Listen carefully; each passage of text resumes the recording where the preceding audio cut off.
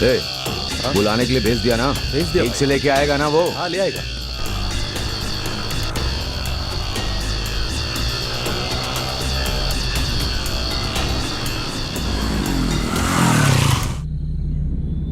आओ आओ ना। हाँ बैठो। अरे बैठो ना। हाँ आओ बेटा, आओ आओ, बैठो ना।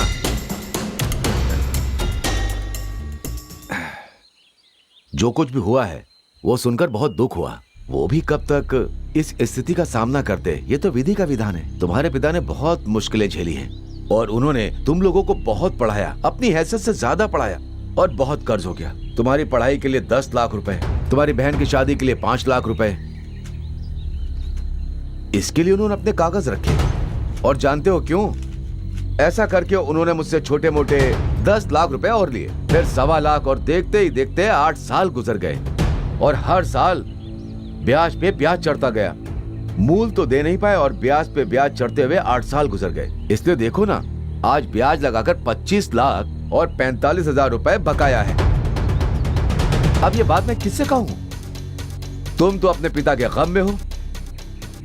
अरे बताओ ना, उस जमीन की कीमत क्या है? उस जमीन की यही कुछ 10-12 लाख रुपए मिल जाएंगे। सुन रहे हो ना, मार्केट कितना खराब चल रहा है बेटा। जमीनों की कीमत नीचे ही जा रही है। इसलिए मैं तुमसे ये बात बता रहा हूँ, क्योंकि तुम 4 लोगों से मिलते हो, उनसे बातचीत करते हो, सब जानते हो।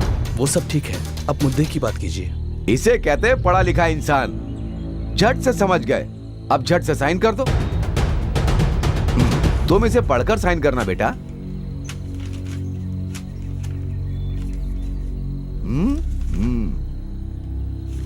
ये है क्या? मैंने हिसाब नहीं देखा। 5 सेंट जमीन छोड़कर ही कागजात बनाए। बेटा, जहाँ पर तुम्हारे पिता दफन हुए हैं, तो उस जमीन पे कभी भी आ जा सकते हो। हाँ, मालिक का दिल बहुत बड़ा है। भैया, मैं अकेले फैसला नहीं कर सकता। मेरे भी 2 बड़े भाई हैं, मुझे उनसे भी पूछना होगा। बेटा देख लो, शुभ कार्य में देर ना हो जाए। तुम अपने हिस्से का साइन कर दो, मैं उनसे बात कर लूंगा ना। तुम्हारा जीजा मेरा खास आदमी है, मैं सब संभाल लूंगा, बस तुम साइन कर दो। मैं ऐसे साइन नहीं करूंगा। मेरे पिताजी ने असल से ज्यादा सूद दिया है आपको, और मैं तो कहता हूं कि हमारी जमीन आपको वापस देनी होगी हमें। बेकार में हम साइन वगैरह नहीं करेंगे। किससे बात कर रहा है? आदमी देख के बात कर। चल पीछे जा। शराफत से दस्तखत कर दे, नहीं तो जिंदा नहीं जाएगा। मुझे क्या करना है इसका फैसला मैं ही करूंगा। तुम लोग सब चमचे हो तो चमचे जैसा ही काम करो। क्या कहा तूने?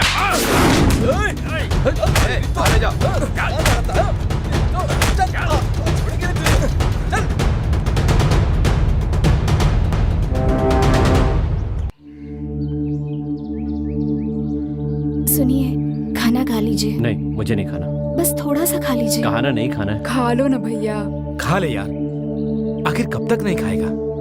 खा ले यार, जो होना था वो तो हो गया। पिताजी की मौत मेरी वजह से हुई। नहीं भैया, पिताजी को हम सब ने मिलकर मार दिया। मैंने कभी उनकी बात नहीं मानी। जो होना था हो गया, आप प्लीज बुरा मत मानिए। हमें उनके लिए कुछ न कुछ करना होगा, तभी उनकी आत्मा को शांति मिलेगी। एक काम करते हैं, पिताजी की वहाँ बहुत बड़ी स्मारक बना देते हैं। सुनिए, आप चुप रहिए। स्मारक बनाने के लिए बोल रहा हूँ, जमीन बेचने के लिए थोड़ी ना बोल रहा हूँ। फिर भी इतना गुस्सा हो रहा है। उनकी इच्छा थी मैं खेती करूं, मैं वही करूंगा।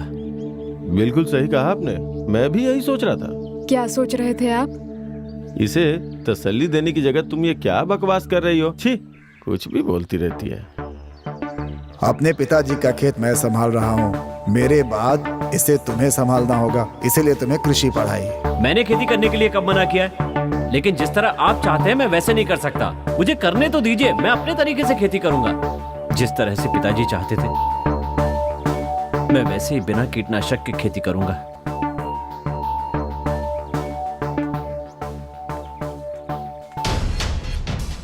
मामा जी। क्या हुआ भैया? क्या हुआ रे?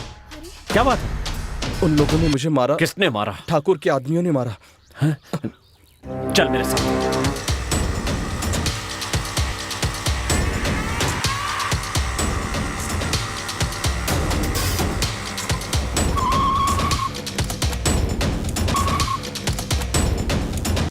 कौन था वो?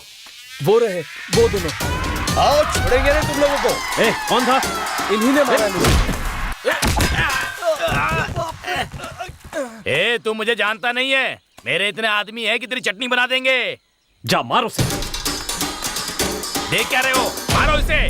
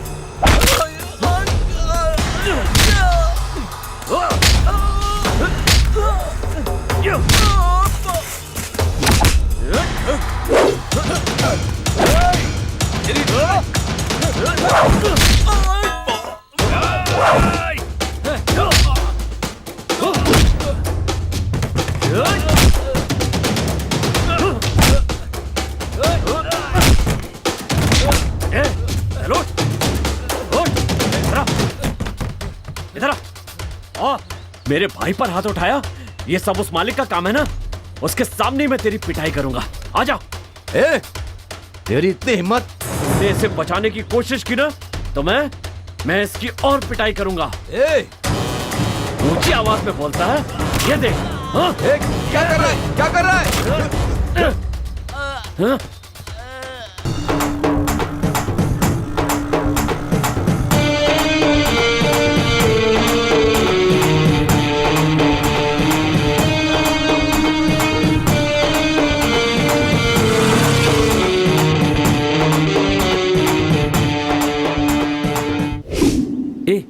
मैंने अभी अभी पिताजी को देखा। तुमने देखा क्या?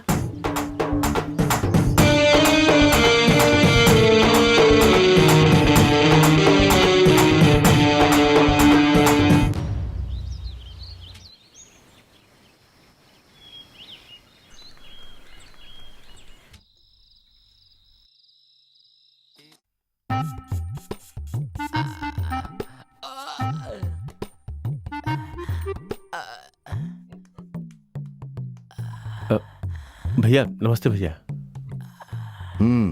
मैंने बुलाया तो बोल रहे हो समय नहीं है। थोड़ा काम था भैया, आप तो जानते ही हैं इलेक्शन का टाइम है। उसकी इतनी हिम्मत जो मेरे जीजा पर हाथ उठाया, मैं उसे जान से मार देता, लेकिन तुम्हारे लिए उसे छोड़ दिया। कारण उसने तुझे छोड़ दिया।